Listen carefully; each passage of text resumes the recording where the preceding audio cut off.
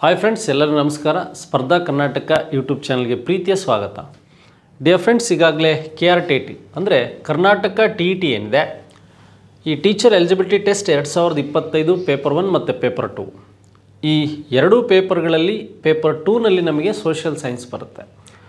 ಈ ಸೋಷಿಯಲ್ ಸೈನ್ಸಲ್ಲಿರ್ತಕ್ಕಂಥ 6 ವಿಭಾಗಗಳೇನಿದೆ, ನಿಮಗೆ ಹಿಸ್ಟ್ರಿ ಇರ್ಬೋದು, ಜಿಯೋಗ್ರಫಿ ಇರ್ಬೋದು, ಸಿವಿಕ್ಸ್ ಇರ್ಬೋದು, ನೆಕ್ಸ್ಟು ಭಾರತ ಸಂವಿಧಾನ ಇರ್ಬೋದು, ಅದು ಸಿವಿಕ್ಸಲ್ಲೇ ಭಾರತ ಸಂವಿಧಾನ ಅಂತಕ್ಕಂಥದ್ದು. ನೆಕ್ಸ್ಟು ನಿಮಗೆ ಎಕನಾಮಿಕ್ಸ್ ಇರ್ಬೋದು, ವ್ಯವಹಾರ ಅಧ್ಯಯನ ಇರ್ಬೋದು, ನೆಕ್ಸ್ಟು ಸೋಷಿಯಾಲಜಿ ಇರ್ಬೋದು. ಈ 6 ವಿಷಯಗಳನ್ನು ಕುರಿತು ನಾವು ಈಗಾಗಲೇ ಆನ್ಲೈನ್ ಕ್ಲಾಸಸ್ಗಳನ್ನು ಸ್ಟಾರ್ಟ್ ಮಾಡಿದ್ದೇವೆ. ನೋಡಿ, ನಿಮಗೆ ಮ್ಯಾಥಮೆಟಿಕಲ್ ಸೈನ್ಸ್ ಮತ್ತು ಸೋಷಿಯಲ್ ಸೈನ್ಸ್ ಈ ಎರಡಕ್ಕೂ ಸಂಬಂಧಿಸಿದಂತೆ ನಮ್ಮ ಸ್ಪರ್ಧಾ ಕರ್ನಾಟಕ ಮೊಬೈಲ್ ಆ್ಯಪಲ್ಲಿ ಪ್ಲೇಸ್ಟೋರಲ್ಲಿ ನೀವು ಯೂಟ್ಯೂಬಲ್ಲಿ ನೋಡ್ಬೋದು ವಿಡಿಯೋ ಸಪ್ರೇಟಾಗಿ. ಅಥವಾ ನಿಮಗೆ ಪೇಯ್ಡ್ ವರ್ಷನ್ ಬೇಕು ಅಂದರೆ ನೀವು ಏನು ಅಂದರೆ ನಮ್ಮ ಸ್ಪರ್ಧಾ ಕರ್ನಾಟಕ ಮೊಬೈಲ್ ಆ್ಯಪನ್ನು ಡೌನ್ಲೋಡ್ ಮಾಡಿಕೊಂಡು ಅದರಲ್ಲಿ ನೀವೇನು ಮಾಡ್ಬೋದು, ಈ ಒಂದು ವಿಡಿಯೋಗಳನ್ನು ನೋಡ್ಬೋದು ಪೇಯ್ಡ್ ವರ್ಷನ್ನಲ್ಲಿ ಅಂತಕ್ಕಂಥದ್ದು. ನೆಕ್ಸ್ಟ್, ಹಾಗಾದರೆ ಹಿಂದೆ ಟೀಚರ್ ಪೋಸ್ಟ್ಗಳಲ್ಲಿ ಯಾವ್ಯಾವೆಲ್ಲ ಪ್ರಶ್ನೆಗಳು ಬಂದಿದೆ ಅವನ್ನ ಕುರಿತು ಏನೆಲ್ಲ ನಾವು ಮಾತಾಡ್ಬೋದು ಅನ್ನೋದನ್ನು ವರ್ಕ್ ಮಾಡ್ತಾ ಹೋಗೋಣ. ಈಗ ನಮಗೆ ಈ ಟೀಚರ್ ಪೋಸ್ಟು ಅಂದರೆ ಆಲ್ಮೋಸ್ಟ್ ನಮಗೆ 5ನೇ ತರಗತಿಯಿಂದ, ಎಷ್ಟನೇ ತರಗತಿಯಿಂದ, ಈ ಒಂದು 5ನೇ ತರಗತಿಯಿಂದ 12ನೇ ತರಗತಿ ಏನಿದೆ, 12ನೇ ತರಗತಿಯವರೆಗಿರ್ತಕ್ಕಂತಹ ಕಂಟೆಂಟ್ ಅಥವಾ DSCRT ಬುಕ್ಸ್ಗಳನ್ನು ಚೆನ್ನಾಗಿ ಓದಬೇಕು. ನಿಮಗಿಲ್ಲಿ ಒಂದು TET ಅಂತ ಬರುತ್ತೆ. ಅದೇ ರೀತಿಯಾಗಿ CTET ಅಂತ ಏನಿದೆ, ಈ CTETಗೂ ಸಹ ಹೆಲ್ಪ್ ಆಗೋ ರೀತಿಯಲ್ಲಿ ಆಗಬೇಕು. ನೋಡಿ, ಈಗ ಅಂದರೆ ಅನೇಕ ಹೊಸಮತಗಳ ಹುಟ್ಟಿದ ಕಾಲ ಯಾವುದು ಅಂತಕ್ಕಂಥದ್ದು ಕೇಳ್ತಾ ಹೋಗಿದ್ದಾರೆ.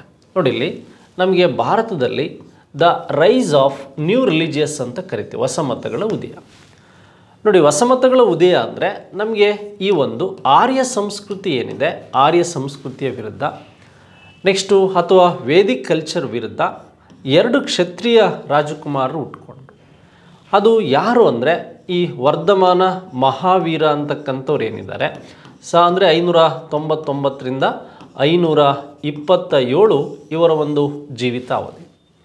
ನೆಕ್ಸ್ಟು ಅದೇ ರೀತಿಯಾಗಿ ನಮಗೆ ಈ ಗೌತಮ ಬುದ್ಧ ಅಂತಕ್ಕಂಥವ್ರು ಏನಿದ್ದಾರೆ 563ರಿಂದ 483, ಅಂದರೆ ಬಿಫೋರ್ ಕಾಮನ್ ಇರಾ ಅಂತ ಏನು ಕರಿತೀವಿ, ಅಥವಾ ಬಿಫೋರ್ ಕಾಮನ್ ಇರಾ ಅಂತ ಏನು ಕರಿತೀವಿ, ಸಾಮಾನ್ಯ ಶಕಪೂರ್ವ ಅಂತ ಏನು ಕರಿತೀವಿ, ಇವರಿಬ್ಬರ ಬಗ್ಗೆ ಗೊತ್ತಿರಬೇಕು. ಹಾಗಾದರೆ ಗೌತಮ ಬುದ್ಧ ಫಸ್ಟು, ಮಹಾವೀರ ಫಸ್ಟು ಅಂತ ಗೊತ್ತಿರಬೇಕು. ಇವರ ಸಮಕಾಲೀನರು ನಿಮಗೆ ಏನು ಈ ಒಂದು ಮಗಧವನ್ನು ಆಳಿದಂಥ ಹರಿಯಂಕ ವಂಶದ ಒಂದು ಬಿಂಬಸಾರ ಮತ್ತು ಅಜಾತಶತ್ರುಗೆ ಸಂಬಂಧಿಸಿದಂತೆ ಗೊತ್ತಿರಬೇಕು, ಬಿಂಬಸಾರ ಮತ್ತು ಅಜಾತಶತ್ರು. ಹಾಗಾದರೆ ಹೊಸಮತಗಳ ಉದಯ ಆಗಿದ್ದು ಯಾವಾಗ ಅಂದರೆ ಕ್ರಿಸ್ತಪೂರ್ವ, ಬಿಫೋರ್ ಕಾಮನ್ ಇರಾ ಅಂತಕ್ಕಂಥದ್ದೇನಿದೆ, ಇದನ್ನು ನಾವು BC ಅಂತ ಹಿಂದೆ ಕರಿತಾ ಇದ್ವಿ, ಬಿಫೋರ್ ಕ್ರಿಸ್ಟ್ ಅಂತ.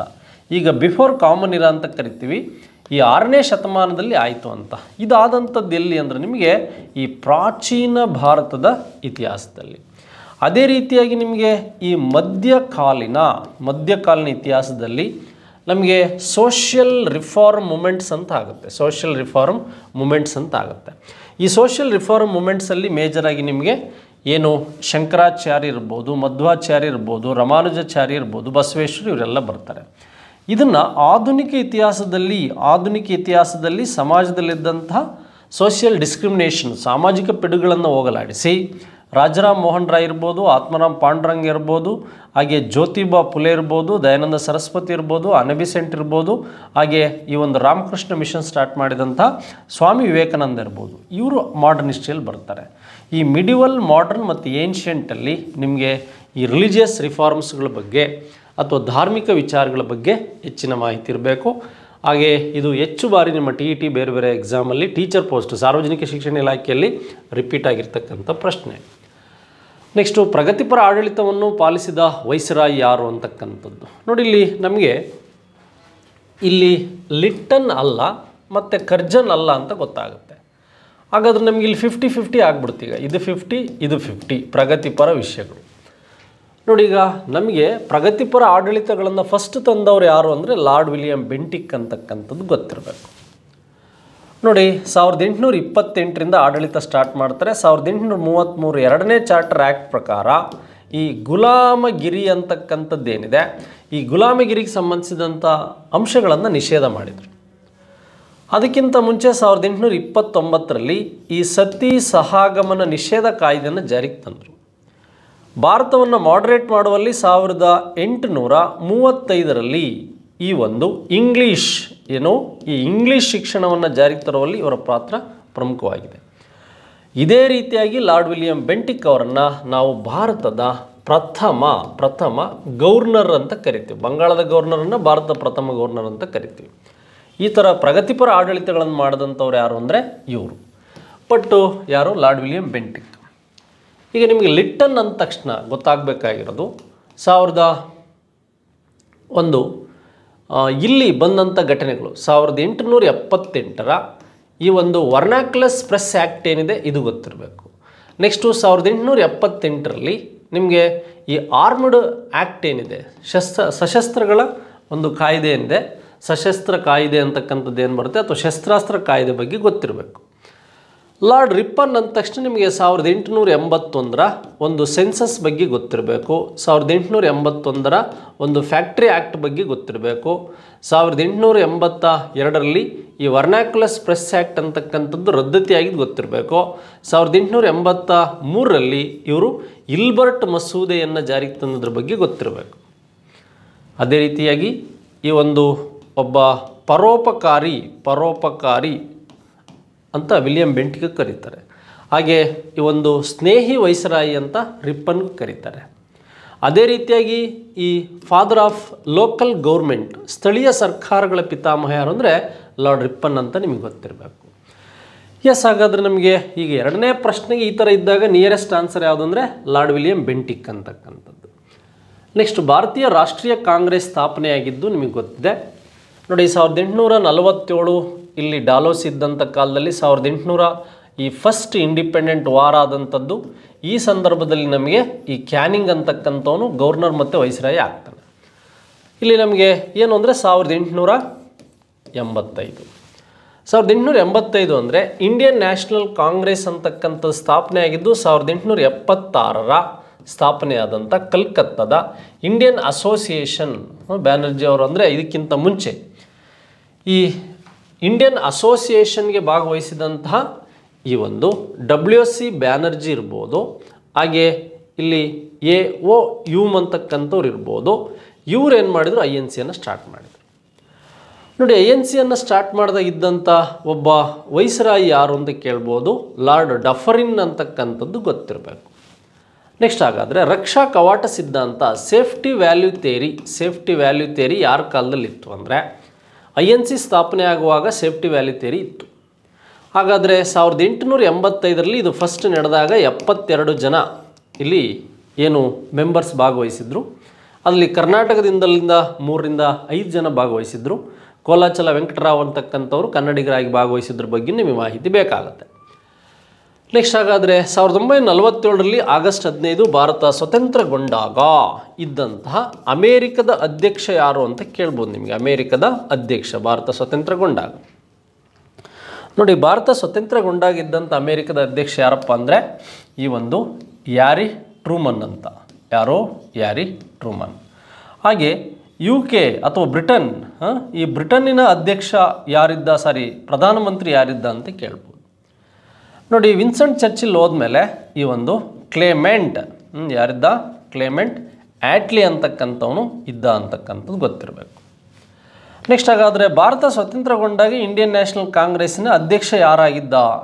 JB ಕೃಪಲಾನಿ ಇದ್ದ ಅಂತಕ್ಕಂಥದ್ದು ಗೊತ್ತಿರಬೇಕು. ಯಾರು? JB ಕೃಪಲಾನಿ.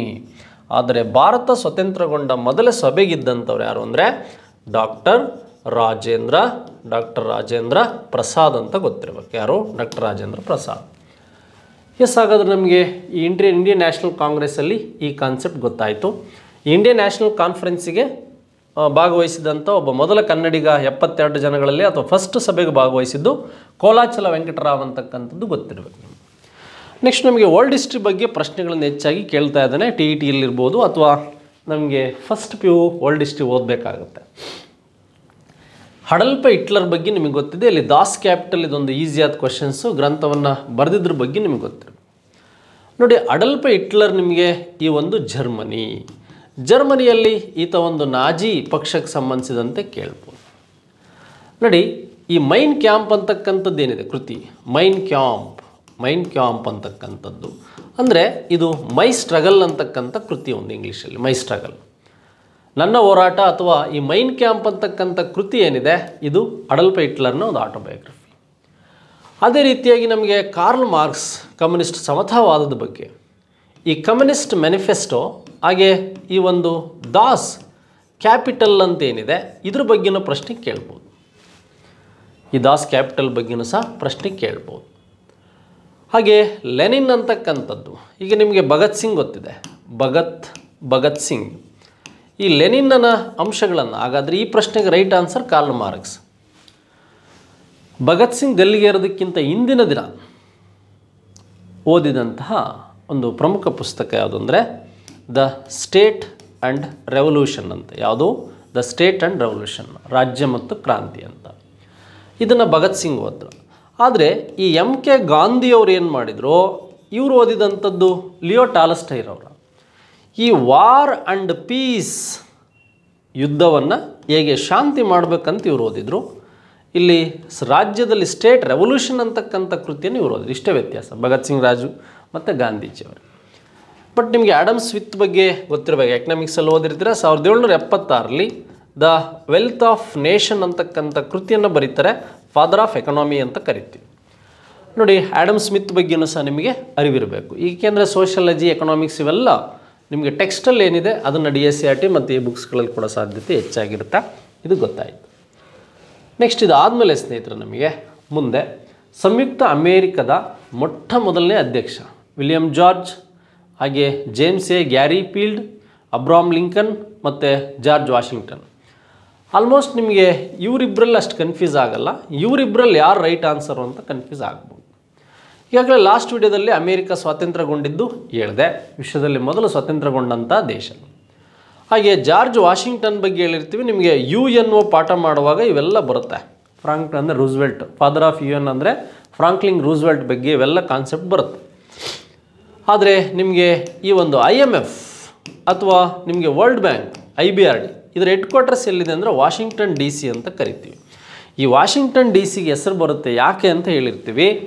ಅಮೇರಿಕದ ಮೊದಲ ಅಧ್ಯಕ್ಷ ಜಾರ್ಜ್ ವಾಷಿಂಗ್ಟನ್ ಏನಿದ್ದಾನೆ, ಇವನಿಂದಲೇ ಇಲ್ಲಿ ವಾಷಿಂಗ್ಟನ್ ಅಂತ ಹೆಸರು ಬಂತು. DC ಅಂದರೆ ಡಿಸ್ಟ್ರಿಕ್ಟ್ ಆಫ್ ಕೊಲಂಬಿಯಾ ಅಂತ ಗೊತ್ತಿರಬೇಕು. ಹಾಗೆ ಅಬ್ರಹಾಂ ಲಿಂಕನ್ ಸಹ ಅಮೇರಿಕದ ಒಬ್ಬ ಅಧ್ಯಕ್ಷ ಆಗಿದ್ದ ಅಂತಕ್ಕಂಥದ್ದು ನಿಮಗೆ ಗೊತ್ತಿರಬೇಕು. ನೋಡಿ, 5ನೇ ಪ್ರಶ್ನೆಗೆ ಜಾರ್ಜ್ ವಾಷಿಂಗ್ಟನ್ ಬಗ್ಗೆ ನಿಮಗೆ ಅರಿವಾಯಿತು.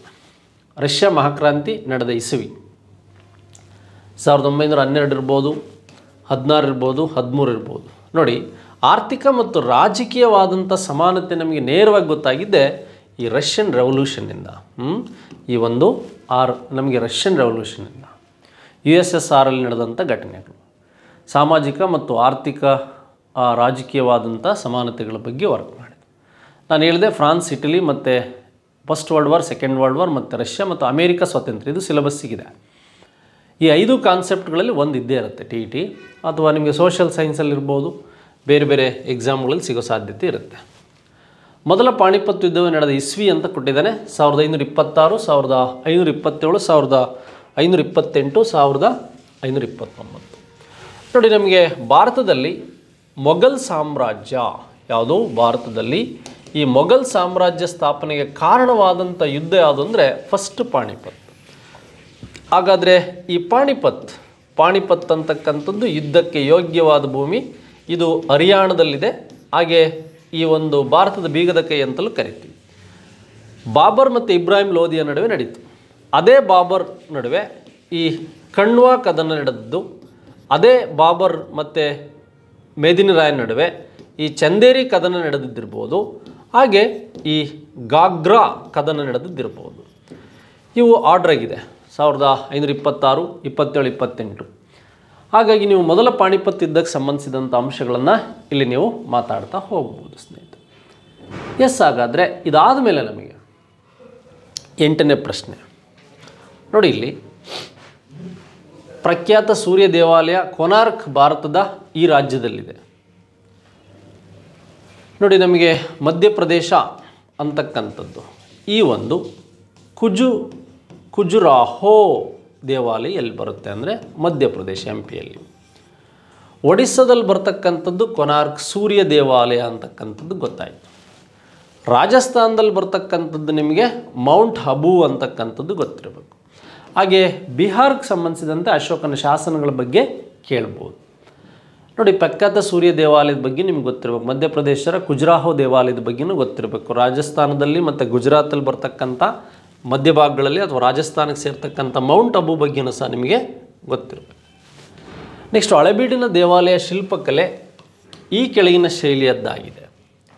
ನೋಡಿ, ಚೋಳರ ಕಾಲದಲ್ಲಿ ಆಲ್ಮೋಸ್ಟ್ ನಮಗೆ ಈ ಒಂದು ದ್ರಾವಿಡ ಶೈಲಿ ಇತ್ತು. ಹಾಗೆ ಕದಂಬರ ಕಾಲದಲ್ಲೂ ಸಹ ನಮಗೆ ಕಂಬಗಳ ಮೇಲೆ ಹೆಚ್ಚು ಸಿಂಹದ ಆಕಾರಗಳನ್ನು ಬರಿತಾ ಇದ್ದರು. ಕದಂಬರ ಲಾಂಛನ ಸಿಂಹ ಆಗಿತ್ತು.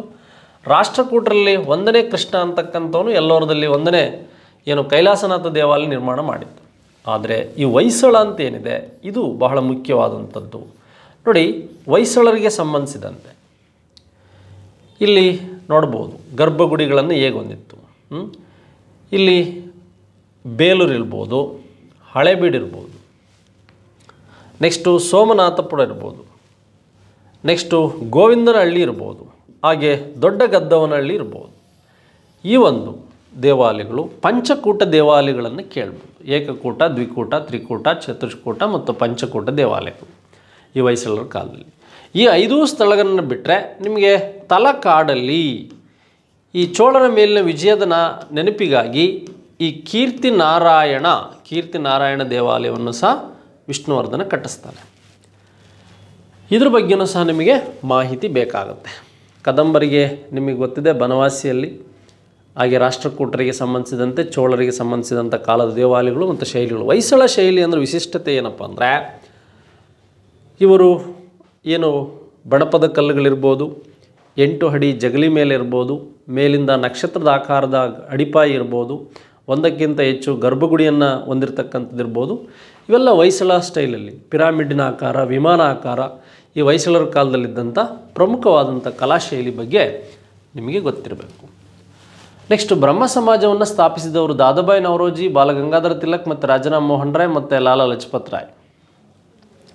ನೋಡಪ್ಪ, ಇಲ್ಲಿ ರಾಜಾರಾಮ್ ಮೋಹನ್ ರಾಯ್ ಅವರ ಬಗ್ಗೆ ನಿಮಗೆ ಗೊತ್ತಿರಬೇಕು.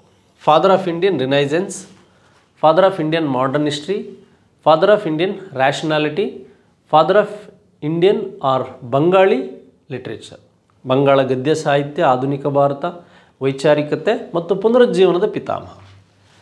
ನೋಡಿ, ಇವರು 1815ರಲ್ಲಿ ಆತ್ಮೀಯ ಸಭಾ, 1828ರಲ್ಲಿ ಬ್ರಹ್ಮ ಸೊಸೈಟಿಯನ್ನು ಈ ಒಂದು ಕಲ್ಕತ್ತೆ ಏನಿದೆ ಕಲ್ಕತ್ತಾ ಅಥವಾ ಬಂಗಾಳದಲ್ಲಿ ಸ್ಟಾರ್ಟ್ ಮಾಡಿದ್ರ ಬಗ್ಗೆ ನಿಮಗೆ ಗೊತ್ತಿದೆ. ನೋಡಿ, ಬ್ರಹ್ಮ ಸಮಾಜ ಏನು ಮಾಡ್ತು, ಸಮಾಜದಲ್ಲಿದ್ದಂಥ ಕೆಲವು ಪಿಡುಗಳನ್ನು ಹೋಗಲಾಡಿಸಿ ಇಲ್ಲಿ ಪ್ರಜಾಪ್ರಭುತ್ವ ಮತ್ತು ಇಂಗ್ಲೀಷ್ ಶಿಕ್ಷಣ ಇರ್ಬೋದು ಮತ್ತು ಮೂಢನಂಬಿಕೆಗಳನ್ನು ಹೋಗಲಾಡಿಸಿ ಮೂರ್ತಿ ಪೂಜೆಯನ್ನು ವಿರೋಧಿಸಿ ಇಲ್ಲಿ ಸಮಾನತೆ, ಸ್ವಾತಂತ್ರ್ಯ ಮತ್ತು ಈ ಅಂಶಗಳ ಬಗ್ಗೆಯೂ ಹೆಚ್ಚು ಮಾಹಿತಿಯನ್ನು ನೀಡಿತು. ಸತಿ ಸಾಗಮನ ನಿಷೇಧ ಪದ್ಧತಿಯನ್ನು ಜಾರಿಗೆ ತರೋದಕ್ಕೆ ರಾಜಾರಾಮ್ ಮೋಹನ್ ರಾಯ್ ಅವರ ಪಾತ್ರನೂ ಇದೆ ಅಂತಕ್ಕಂಥದ್ದು ಗೊತ್ತಿರಬೇಕು. ಹಾಗಾದರೆ ರಾಜಾರಾಮ್ ಮೋಹನ್ ರಾಯ್ ಅವರು ಬ್ರಿಸ್ಟನ್ನಲ್ಲಿ ಸತ್ತಂಥದ್ದು 1830ರಲ್ಲಿ. ಇವರು 2ನೇ ಅಕ್ಬರ್ ಮೊಘಲ್ ಚಕ್ರವರ್ತಿಯ ಕೇಸ್ ಬಗ್ಗೆ ಡಿಸ್ಕಷನ್ ಮಾಡೋದಕ್ಕೆ ಹೋಗಿ ಇವರು ಇಂಗ್ಲೆಂಡಿನ ಬ್ರಿಸ್ಟನ್ನಲ್ಲಿ 1833ರಲ್ಲಿ ಡೆತ್ ಆಗ್ತಾರೆ. ಒಬ್ಬ ಬ್ರಹ್ಮಚಾರಿ, ಸುಮಾರು 15 ಭಾಷೆಗಳನ್ನು ಮಾತಾಡ್ತಾ ಇದ್ದಾರೆ. ದಾದಾಬಾಯಿ ನವರೋಜಿ ಬಗ್ಗೆ ಗೊತ್ತಿದೆ ನಿಮಗೆ. ಡ್ರೈನ್ ವೆಲ್ ಥಿಯರಿ, ಸಂಪತ್ತಿನ ಸೋರಿಕೆ ಸಿದ್ಧಾಂತ, ಕಪ್ಪು ಮನುಷ್ಯ, ಬ್ರಿಟನ್ನಲ್ಲಿ ಚುನಾವಣೆಗೆ ನಿಂತು ಮೊದಲು ಗೆದ್ದಂಥ ಭಾರತೀಯ. ಬಾಲಗಂಗಾಧರ ತಿಲಕ್ ಬಗ್ಗೆ ನಿಮಗೆ ಗೊತ್ತಿದೆ. ಗಣೇಶ ಶಿವಾಜಿ ಉತ್ಸವವನ್ನು ಮತ್ತು ಡೆಕ್ಕನ್ ಎಜುಕೇಷನ್ ಸೊಸೈಟಿಯನ್ನು, ಹಾಗೆ ಬ್ಲ್ಯಾಕ್ ವಾಟರ್ ಪನಿಷ್ಮೆಂಟ್ಗೂ ಸಹ ಒಳಗಾದವರು. Lala Lajpat Roy home ಲೀಗನ್ನು ಅಮೇರಿಕಾದಲ್ಲಿ start ಮಾಡಿದಂಥವ್ರು. ಹಾಗೆ ಲಾಲಾ ಲಜಪತ್ ರಾಯ್ ಈ ಒಂದು ಗೋ ಬ್ಯಾಕ್ ಟು ಸೈಮನ್ ಅಂತಕ್ಕಂಥ ಘೋಷಣೆಯಲ್ಲಿ ಸತ್ತೋದಂಥವ್ರು. ಹಾಗಾದರೆ ನಮಗೆ ಬ್ರಹ್ಮ ಸೊಸೈಟಿಗೆ ಸಂಬಂಧಿಸಿದಂಥ ಅಂಶಗಳು ಇಲ್ಲಿ ಗೊತ್ತಾಯಿತು. ನೆಕ್ಸ್ಟ್, ಮಾನವ ನಾಗರಿಕತೆಯ ಪ್ರಾರಂಭವಾದ ಕಾಲ ಅಂದರೆ ಫಸ್ಟ್ ನಮಗೆ ಈ ಒಂದು ಇಂದು ವ್ಯಾಲಿ ಸಿವಿಲೈಜೇಷನ್ಗಿಂತ ಮುಂಚೆ ಸುಮಾರು 50,000 ವರ್ಷಗಳ BCಯಲ್ಲಿ, ಇದು 3000 BCಯಲ್ಲಿ ನಮಗೆ ಇದನ್ನು ನಾವು ನೋಡ್ತಾ ಇದ್ದೀವಿ, ಸಿಂಧು ಸಿವಿಲೈಜೇಷನ್. ಈ ಗ್ಯಾಪಲ್ಲಿ ಐರನ್ ಏಜ್ ಬಂದಿದ್ದು ನಮಗೆ 1000ಅಲ್ಲಿ, ಈ BCನಲ್ಲಿ ಐರನ್ ಏಜ್ ಬಂತು. ಇಲ್ಲಿ ನೋಡಿ, ನಮಗೆ ಲೋಹ ಅಂತ ಕೊಟ್ಟಿದ್ದಾರೆ, ಹಳೆ ಶಿಲಾಯುಗ, ಹೊಸ ಶಿಲಾಯುಗ ಅಂತ ಕೊಟ್ಟಿದ್ದಾರೆ. ನಾಗರಿಕತೆ ನೋಡಿ, ಮಾನವ ಒಂದು ಸ್ಥಿರ ಜೀವನವನ್ನು ನಡೆಸಿದ್ದು, ಮಾನವ ಒಂದು ಪಶು ಸಂಗೋಪನೆಯನ್ನು ನಡೆಸಿದ್ದು, ಮಾನವ ವಿಶೇಷವಾಗಿ ಕೃಷಿಯನ್ನು ನಡೆಸಿದ್ದು. ಮಾನವ ಆ್ಯಶ್ ಮೌಂಟ್, ಒಂದು ಕಡೆ ವಾಸವಾಗಿ ಮತ್ತೊಂದು ಕಡೆ ಹೋಗುವಾಗ ಆ್ಯಶ್ ಮೌಂಟ್ ಬೂದಿ ದಿಬ್ಬಗಳು ಬಂದಿದ್ದು, ಆ್ಯಶ್ ಮೌಂಟ್ಗಳು ಈ ಹೊಸ ನವಾಶಿಲಾಯುಗದಲ್ಲಿ. ನೋಡಿ, ನಿಯೋಲಿಥಿಕ್ ಏಜ್ ಅಂತ ಕರಿತೀವಿ, ಇದನ್ನು ನಾವು ಪ್ಯಾಲಿಯೋಲಿಥಿಕ್ ಏಜ್ ಅಂತ ಕರಿತೀವಿ. ಲೋಹಯುಗ ಇದನ್ನು ಮೆಟಲ್ ಏಜ್ ಅಂತ ಕರಿತೀವಿ. ಕಂಚಿನ ಯುಗ ಅಂದರೆ ಇದನ್ನು ನಾವು ಚಾಲ್ಕೊಲಿಥಿಕ್ ಏಜ್ ಅಂತ ಕರಿತೀವಿ, ಬ್ರೌನ್ಸ್ ಅಥವಾ ಚಾಲ್ಕೊಲಿಥಿಕ್, ತಾಮ್ರಯುಗ, ಕಂಚಿನ ಯುಗ. ನೋಡಿ, ಕಂಚಿನ ಶಿಲಾಯುಗ ಅಂದರೆ ನಮಗೆ ಸಿಂಧೂ ನಾಗರಿಕತೆಯನ್ನು ನಾವು ಕಂಚು ಅಥವಾ ತಾಮ್ರದ ಶಿಲಾಯುಗ ಅಂತ ಕರಿತೀವಿ, ಬ್ರೌನ್ಸ್ ಅಥವಾ ಚಾಲ್ಕೊಲಿಥಿಕ್ ಏಜ್ ಅಂತ ಕರಿತೀವಿ. ಆದರೆ ನವಾಶಿಲಾಯುಗದಲ್ಲಿ ಇದಾಗಿದ್ದು ಅಂತ ಗೊತ್ತಿರಬೇಕು. ಮಂಗನಿಂದ ಮಾನವ ಹೇಗಾದ, ಈ ಅಂಶಗಳು ಹೇಗಾಯಿತು, ಮೊದಲು ಹೇಗೆ ಬೇಟೆ ಆಡ್ತಾ ಇದ್ದ, ಹಾಗೆ ನಿಮಗೆ ಕ್ವಾರ್ಟರ್ ಜೆಟ್ ಎಲ್ಲಿ ಮಣ್ಣು ಬರ್ತಾನಂದ್ರೆ ಹಳೆ ಶಿಲಾಯುಗದಲ್ಲಿ. ನೋಡಿ, ಸ್ಥಿರ ಜೀವನ, ಕೃಷಿ, ಸಂಗೋಪನೆ ಇವೆಲ್ಲ ಕಲ್ತಿದ್ದು, ಬೆಂಕಿ ಮತ್ತು ಆಹಾರ ಬೇಯಿಸೋದು ಇವೆಲ್ಲ ಕಲ್ತಿದ್ದೆಲ್ಲಿ ಅಂದರೆ ಹೊಸ ಶಿಲಾಯುಗದಲ್ಲಿ ನಾಗರಿಕತೆಯನ್ನು ಕಲಿತ, ಬೇಟೆ ಆಡೋದಕ್ಕೆ ನಾಯಿಯನ್ನು ಬಳಸಿದ, ಈ ರೀತಿಯಾದಂಥ ಅಂಶಗಳು. ಹಾಗೆ ಜೈನ ಧರ್ಮದ ಪ್ರಥಮ ತೀರ್ಥಾಂಕರ ಯಾರು? ಮಹಾವೀರ, ಋಷಭನಾಥ, ಸಿದ್ಧಾರ್ಥ ಮತ್ತು ವರ್ಧಮಾನ. ನಮಗೆ ಜೈನ ಧರ್ಮದಲ್ಲಿ ಪ್ರಥಮ ತೀರ್ಥಾಂಕ ಯಾರು ಅಂದರೆ ಈತನೇ ಋಷಭನಾಥ. ನೋಡಿ, ಋಷಭನಾಥ ಅಂತಕ್ಕಂಥದ್ದು ಅಥವಾ ಆದಿನಾಥ ಅಂತಕ್ಕಂಥದ್ದು ಮತ್ತು ಈತನಿಗೆ ಪುರದೇವ ಅಂತಕ್ಕಂಥ ಹೆಸರುಗಳಿತ್ತು. ಇವನೇ ಮೊದಲನೇ ತೀರ್ಥಾಂಕರ. ಯಾರು ಅಂದರೆ ಇವನೇ ಮೊದಲನೇ ತೀರ್ಥಾಂಕರ ಅಂತಕ್ಕಂಥದ್ದು ನಿಮಗೆ ಗೊತ್ತಿರಬೇಕು. ನೋಡಿ, ಹಾಗಾದರೆ ಎರಡನೇ ತೀರ್ಥಾಂಕರ ಯಾರು ಅಂದರೆ ಅಜಿತನಾಥ. ನೆಕ್ಸ್ಟ್ ಹಾಗಾದರೆ ಮೂರನೇ ತೀರ್ಥಾಂಕರ ಯಾರಂದರೆ ಸಂಭವನಾಥ. ನೆಕ್ಸ್ಟ್ ಇದು ಬಿಟ್ಟರೆ ನಮಗೆ 22, 23 ಹಾಗೆ 24ನೇ ತೀರ್ಥಾಂಕರ ಗೊತ್ತಿರಬೇಕು. 22ನೇ ತೀರ್ಥಾಂಕರ ಯಾರು ಅಂದರೆ ನೇಮಿನಾಥ. 23ನೇ ತೀರ್ಥಾಂಕರ ಯಾರು ಅಂದರೆ ಪಾರ್ಶ್ವನಾಥ. 24ನೇ ತೀರ್ಥಾಂಕರ ಯಾರು ಅಂದರೆ ಮಹಾವೀರ.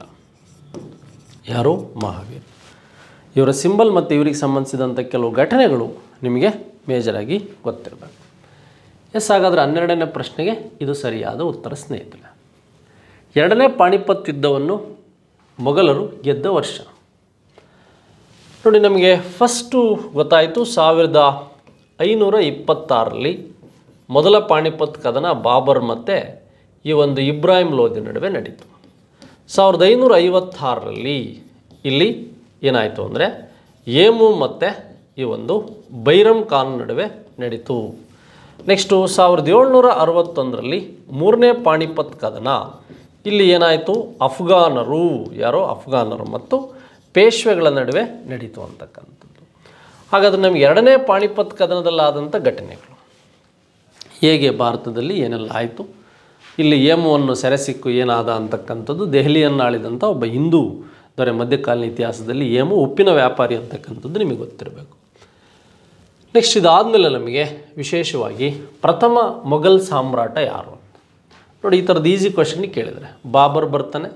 ಬಾಬರ್ನ ಮಗ ಯಾರು ಅಂದರೆ ಹುಮಾಯೂನ್ ಜೀವನದ ಸಾಧನೆ ಏನು ಅಂದರೆ ಅಕ್ಬರ್ಗೆ ಜನ್ಮ ನೀಡಿದ್ದು. ಅಮರಕೋಟೆಯಲ್ಲಿ ಅಕ್ಬರ್ಗೆ 1542ರಲ್ಲಿ ಜನ್ಮ ನೀಡಿದ್ರ ಬಗ್ಗೆ ನಿಮಗೆ ಗೊತ್ತಿರಬೇಕು. ಇದಾದಮೇಲೆ ಜಹಾಂಗೀರ್ ಬರ್ತಾನೆ. ಅದಾದಮೇಲೆ ಶಹಜಾನ್ ಬರ್ತಾನೆ. ನೆಕ್ಸ್ಟ್ ನಿಮಗೆ ಔರಂಗಜೇಬನ ಕಾಲದಲ್ಲಿ ವೈಭವ ಆಡಳಿತ ಅಂತಾಗುತ್ತೆ. ಎರಡನೇ ಬಹದ್ದೂರ್ ಶಾ ಏನಿದೆ 1862ರಲ್ಲಿ ರಂಗೋನ ಜೈಲಲ್ಲಿ ಆಫ್ಟರ್ ಫಸ್ಟ್ ಇಂಡಿಪೆಂಡೆಂಟ್ ವಾರ್ ಆದಮೇಲೆ ಡೆತ್ ಆಗಿದ್ರ ಬಗ್ಗೆ ಗೊತ್ತಿರಬೇಕು. ಪ್ರಥಮ ಯಾರು ಅಂದರೆ ಬಾಬರು. ಈ ಮಂಗೋಲರು ಮತ್ತು ತೈಮೂರರು ಇವರ ಒಂದು ರಕ್ತವನ್ನು ಹಂಚಿಕೊಂಡು ಹುಟ್ಟಿದಂಥವನು ಯಾರು ಅಂದರೆ ಈ ಒಂದು ಬಾಬರ್ ಬಗ್ಗೆ ನಿಮಗೆ ಗೊತ್ತಿರಬೇಕು. ನೆಕ್ಸ್ಟ್ ಅದಾದಮೇಲೆ ನಾವು ಭಾರತದ ಪ್ರಥಮ ಗವರ್ನರ್ ಜನರಲ್ ಯಾರು ಅಂತ, ವಾರನ್ ಹೆಸ್ಟಿಂಗ್ಸ್ ಅಂತ ಏನಿದ್ದಾನೆ ಇವನು ಬಂಗಾಳದ ಪ್ರಥಮ ಗವರ್ನರ್ ಜನರಲ್ 1773 ರೆಗ್ಯುಲೇಟಿಂಗ್ ಆ್ಯಕ್ಟ್ ಆದಾಗ ಇದ್ದ. ರಾಬರ್ಟ್ ಕ್ಲೈವ್ ಅಂದರೆ ಇವನು ಬಂಗಾಳದ ಪ್ರಥಮ ಗವರ್ನರ್ ಅಷ್ಟೇ.